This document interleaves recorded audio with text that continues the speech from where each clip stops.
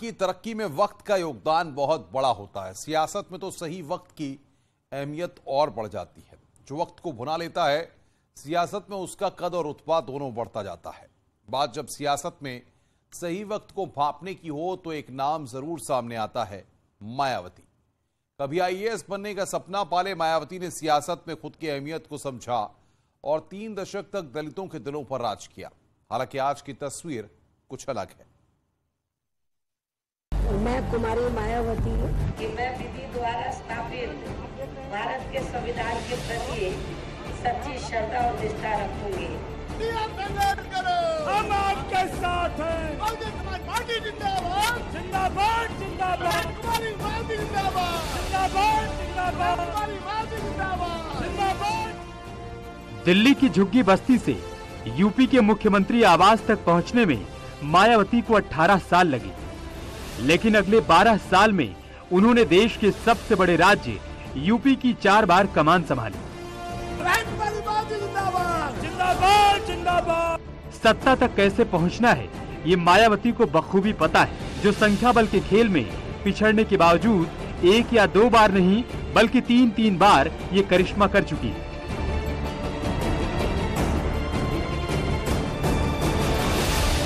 बहन जी की सियासत को समझने के लिए हमें वक्त में थोड़ा पीछे चलना होगा।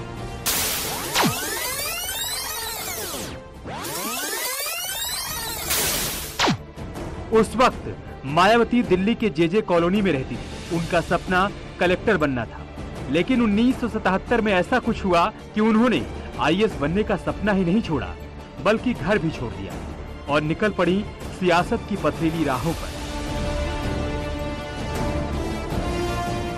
दरअसल कांशीराम उन दिनों दलित आंदोलन को धार देने में जुटे थे, जो सत्ता में बहुजन समाज की हिस्सेदारी के लिए कड़ा संघर्ष कर रहे थे।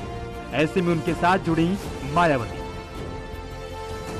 कांशीराम ने 1984 में बीएसपी का गठन किया और इसी साल मायावती ने लोकसभा का चुनाव भी लड़ा। हालांकि उन्हें बिजनौर से लोकसभा चुनाव में हार का मुंह देखना पड़ा। 1989 में मायावती बिजनौर से सांसद चुनी गईं और उसके बाद उनकी सियासत में धमाकेदार एंट्री हुई। उस दौर में यूपी की सियासत मंडल और कमंडल के इर्द गिर्द घूम रही। ऐसे में बीएसपी ने सुनहरे मौके का पूरा फायदा उठाया और साल दर साल विधानसभा में अपने संख्या बल को आगे बढ़ाया। चर्चा में नहीं होती है, बहुजन समाज पार्टी लंबे समय तक दल के साथ एक मिशन भी था। बहुजन समाज पार्टी की जब से कमान पूर्णतया मायावती जी के हाथ में आई है कांशीराम जी के निधन के पश्चात, तो पार्टी ने आइडेंटिटी पॉलिटिक्स के एजेंडा को परस्यू करने के लिए वो मूर्तियां, पार्क, स्मारक में इतना ज्यादा उलझ गई। गठबंधन की सरकार 1 साल तक तो ठीक चली, लेकिन पंचायत चुनाव को लेकर अनबन इस कदर बढ़ी कि मुलायम को इस्तीफा देना पड़ा। और फिर लखनऊ की मीराबाई गेस्ट हाउस में उस रोज जो कुछ हुआ, उसने मुलायम और मायावती की दोस्ती को दुश्मनी में तब्दील कर दिया।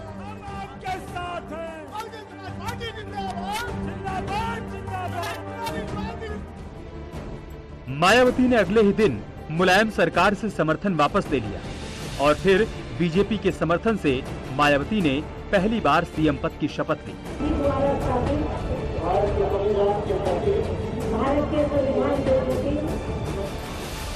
मायावती जिस तरह की राजनीति करती आई थी, उससे बीजेपी ने जल्द ही किनारा कर दिया और 5 महीने पूरे होने से पहले ही मायावती को कुर्सी छोड़नी पड़ी।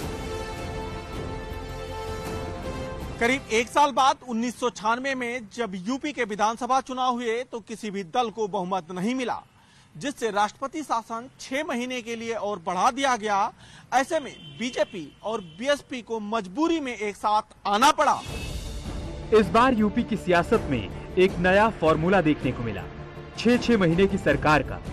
मायावती ने यहाँ भी दांव चलकर पहला टर्म अपने पास रखा और दूसरी बार यूपी के सीएम की कुर्सी तक जा पहुंची। मायावती ने कुर्सी संभालते ही कड़े फैसले लेने शुरू कर दिए।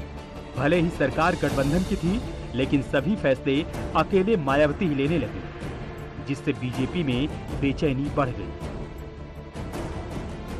6 महीने बाद जैसे ही मायावती का टर्म पूरा हुआ और कल्याण सिंह दोबारा सीएम बने, तो उन्होंने मायावती के फैसले बारी बारी से पलटने शुरू कर दिए, जिससे नाराज मायावती ने 1 महीने के अंदर ही सरकार से समर्थन वापस ले लिया। उस समय की जो परिस्थितियां थी उसमें कल्याण सिंह के तमाम सारे ऐसे समर्थक लोग थे जिनके ऊपर मायावती ने भी कोशिश करके अपनी तरफ लाने की कोशिश की थी, और ऐसा लग रहा था कि अगर कल्याण सिंह ने यानी कि बीजेपी ने वो समर्थन वापस न लिया होता तो पार्टी को भी नुकसान हो सकता था। तमाम सारे विधायक, तमाम सारे जो इस तरह के लोग थे जो कि पार्टी को मजबूती देते थे, वो भी धीरे धीरे मायावती की ओर आकर्षित हो रहे थे। बीजेपी ने बीएसपी में ही सेंध लगाकर अपनी सरकार तो बचा ली, लेकिन उस दिन विधानसभा जंग का मैदान बन गया। विधायक एक दूसरे पर माइक फेंकते रहे।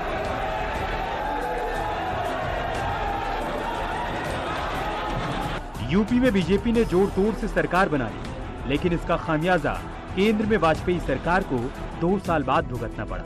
सदन में 1 वोट की कमी से बीजेपी की सरकार गिर गई और मायावती ने अपना बदला ले लिया। बीजेपी के स्पीकर ने पावर का दुरुपयोग किया, हमारे विधायक तोड़े, उनको मिनिस्टर उनको बनाकर उन्होंने अपनी सरकार बचाई। तो इसलिए हमारी पार्टी तोड़ी, ये उत्तर प्रदेश का जवाब है।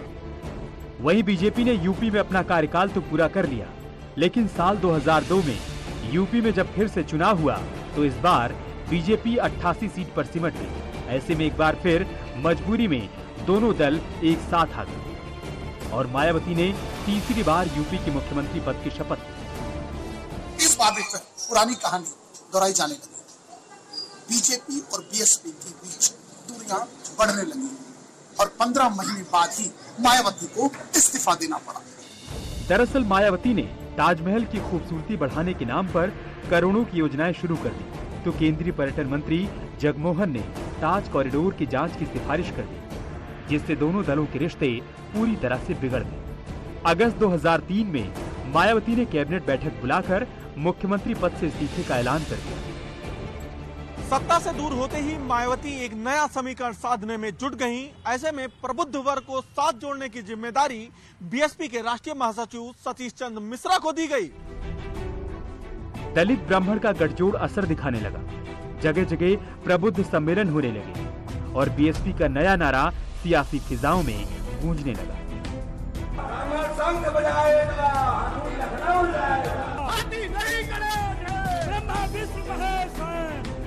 तभी मायावती के जीवन का सबसे कठिन वक्त आया। 2007 चुनाव से ठीक पहले 9 अक्टूबर 2006 में मायावती के राजनीतिक गुरु कांशीराम का निधन हुआ।